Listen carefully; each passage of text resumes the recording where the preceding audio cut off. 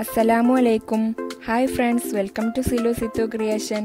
ഇന്ന് ഞങ്ങളിവിടെ വന്നിട്ടുള്ളത് സോയാബീൻ ഫ്രൈ റെസിപ്പിയുമായിട്ടാണ്. അപ്പോൾ നേരെ വീഡിയോയിലേക്ക് കടക്കാം. അതിനു വേണ്ടി 100 ഗ്രാം സോയാബീൻ എടുത്തിട്ടുണ്ട്. ഇനി ഇത് വെള്ളത്തിലിട്ട് തിളപ്പിച്ചെടുക്കണം.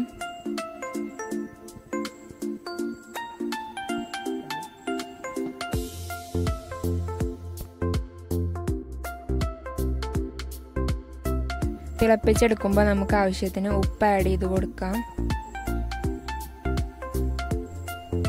ഇപ്പോൾ ഇത് തിളച്ച് വന്നിട്ടുണ്ട്.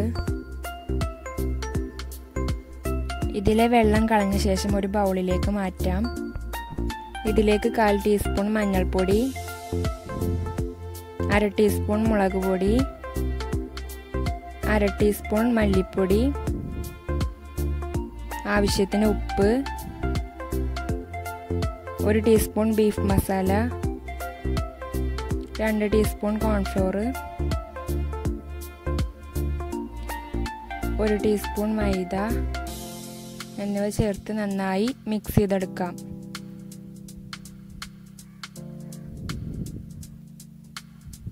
ഇപ്പം ഞാനിത് മിക്സാക്കി എടുത്തിട്ടുണ്ട്. ഇനി ഇത് എണ്ണയിലിട്ട് ഫ്രൈ ചെയ്തെടുക്കാം.